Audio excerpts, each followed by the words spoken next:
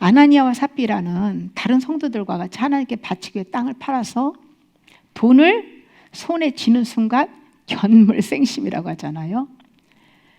이걸 다 팔아서 드리려고 했을 거예요, 처음에는. 그런데 딱 돈을 보는 순간 아까운 마음이 탐욕이 올라오는 거죠. 순간 사단에 확 사로잡혀가지고, 그래서 일부를 이제 감추고 나머지를 전부라고 이제 가져온 건데, 그 사실대로 말을 하면 문제가 없었는데 제가 돈이 필요하고 해서 다 바치려고 했는데 일부만 가져왔습니다. 이랬으면 죽임을 안 당했을 텐데 거짓말을 하는 바람에 죽임을 당했습니다.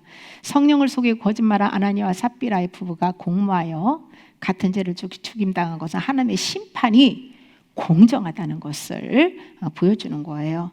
베드로는 성령을 속이고 땅값 얼마를 감추고 거짓말하게 된 원인이 무엇이라고 합니까? 사단이 그 마음에 가득했기 때문이라고 증언하잖아요. 우리가 알아야 될 것은요, 모든 죄를 지켜야 하는 주범이 사단이라는 거예요.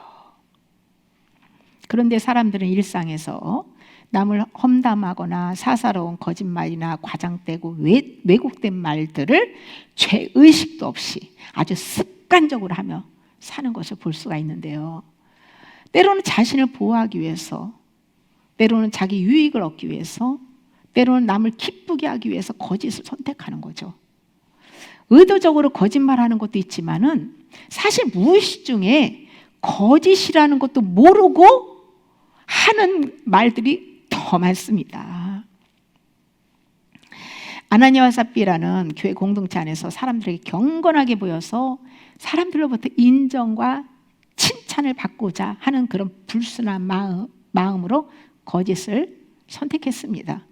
그 결과는 죽임을 당했죠. 사람은 외모를 보고 평가하지만 하나님은 중심을 보시는 분이세요. 아나니아와 삽비라는 사람이 아닌 그 24시간 나와 함께 계시고 눈동자처럼 바라다 보시는 하나님을 속인 죄로 이렇게 무서운 심판을 받게 된 것이에요. 우리가 성령을 속이는 거짓말을 하지 않기 위해서는 마음 안에 뿌리박힌 사단을 쫓아내야 합니다. 어떻게 해야 사단이 쫓겨 나갈까요? 죄와 타락한 정욕의 밥을 버리면 됩니다. 모든 탐심이 마귀의 밥입니다. 소유권을 하나님께 드리고 매 순간 불편하게 하는 것들이나 염려를 전부 십자가에 못 박아야 합니다.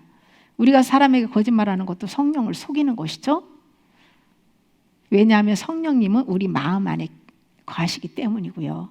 또 실제 살아있는 교회 공동체를 성령님이 이끌어가고 계시잖아요. 하나님은 인격적인 분이시고 우리의 것보다 이 마음 중심, 동기를 감찰하시고요, 너희가 행한 그대로 갚아주시는 분이라는 거예요. 그러므로 성령을 속이는 사사로운 거짓말이나 외식하는 것들은 전부 철저히 회개해야 합니다. 별것 아닌 일에도 사실대로 말하지 못하고 거짓말을 하거나 안 좋은 일은 전부 내 탓이 아니고 남의 탓이야, 전부 탓으로, 다른 사람 탓을 돌리는 것도 다 사단으로부터 오는 마음이에요. 예수님께서 요한복음 8장 44절에서 너희는 너희 아비 마귀에게서 났으니 그는 거짓말쟁이요 거짓의 아비가 되었음이라고 거짓의 근원을 밝히고 있어요. 거짓의 아비란 거짓의 근원 또는 창시자를 의미하잖아요. 모든 거짓과 속임수의 근원은 누구라고요? 마귀라는 거예요. 마귀를 상징하는 뱀의 혀는 두 개예요. 저도 여기서 이렇게 이제 뱀을 이렇게 봤는데, 뱀을 자세히 보니까요, 이게 혀를 이렇게 내미는 걸 봤는데 두 개더라고요. 처음 봤어요. 그런데 그 최초의 인간 아담과 하와가 옛뱀 마귀에게 속아서 선악과를 먹고 타락했을 때에, 그때 선악과를 먹고 타락했을 때 사단의 성질이 그 안에 딱 들어와 가지고 뿌리를 내렸고, 그 후손들이 전부 마귀의 성질을, 유전죄를 받고 그렇게 태어난 거예요. 옛사람의 아비는 마귀예요. 우리는 옛사람으로 살면은 우리는 내 아비는 마귀예요. 예수님을 믿고 우리가 거듭났을 때 비로소 하나님이 우리 아버지가 되시는 거거든요.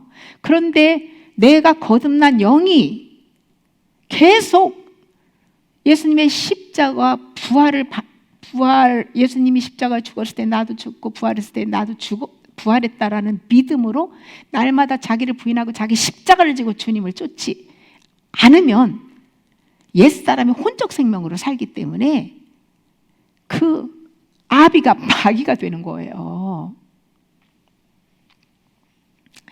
거짓의 아비인 마귀는 생각과 여러 가지로 다양하게 역사하지만 특히 가장 강력하게 독을 품어댈 수 있는 통로, 말이라는 거예요. 야고보서 3장 8절에서 10절 혀는 능히 길들일 사람이 없나니 쉬지 아니하는 악이요 죽이는 독이 가득한 것이라. 이것으로 우리가 주 아버지를 찬송하고 또 이것으로 하나님의 형상대로 지음을 받은 사람을 저주하나니 한 입에서 찬송과 저주가 나오는도다.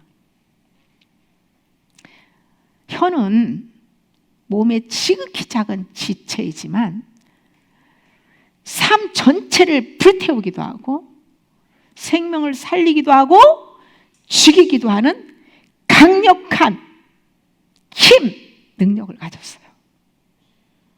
예수님께서 내 말이 영이요 생명이라고 하신 것처럼 말에는 영이 역사하고 생명이 흐르는 힘이 있다는 거예요. 하나님의 영이 흐르면 생명을 살려주고 하나님의 영이 흐르는 말은 상처를 주고 영을 죽이기도 한다는 거예요. 이 말이 하나님의 복을 끌어들이기도 하고 이 말이 저주를 끌어들이기도 하는 거예요. 그렇게 중요한 게 말입니다. 사단의 성품이 거짓을 이길 수 있는 것은 오직 강력한 힘을 발휘하는 아버지 입으로부터 나오는 성령으로부터 나오는 말씀이에요. 야고보는 혀로 주 아버지를 높이고 찬송하고 또 하나님의 형상대로 지음받은 사람을 저주한다고 증언하고 있습니다.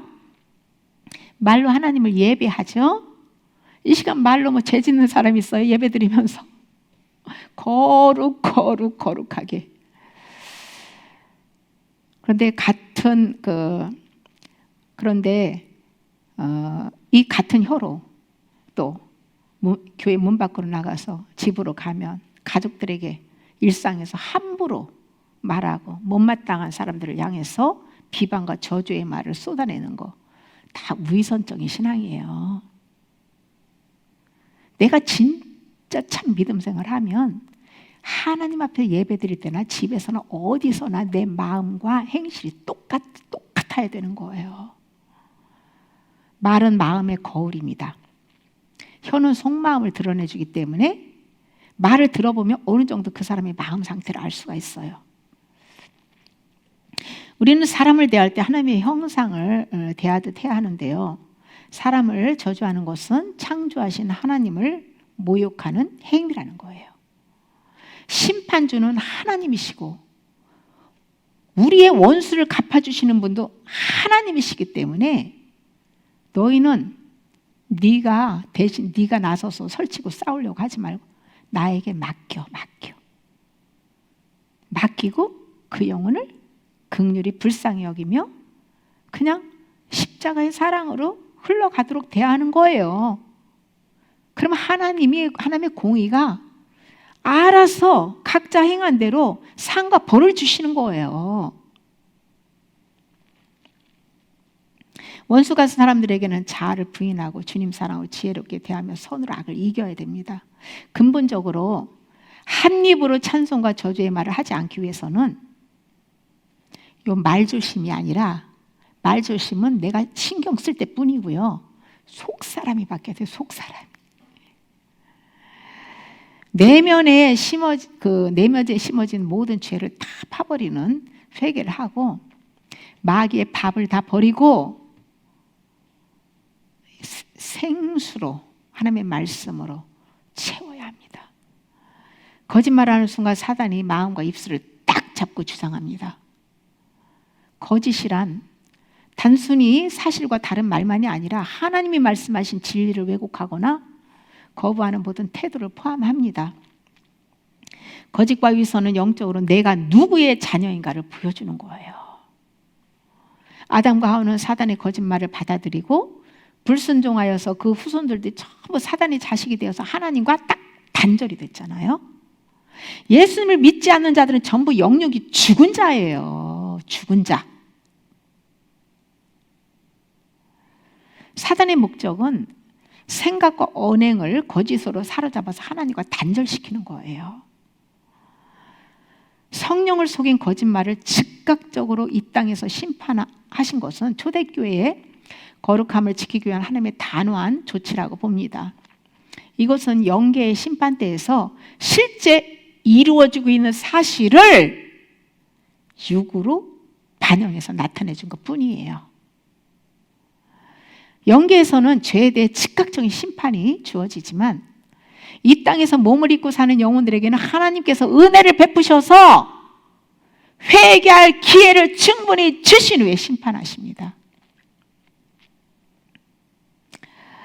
아나니아와 삽비라처럼 거짓말을 할 때 바로 죽임을 당하는 공의의 심판이 모든 사람들에게 반영된다면요, 살아남을 사람 여기에 한 사람도 없어요.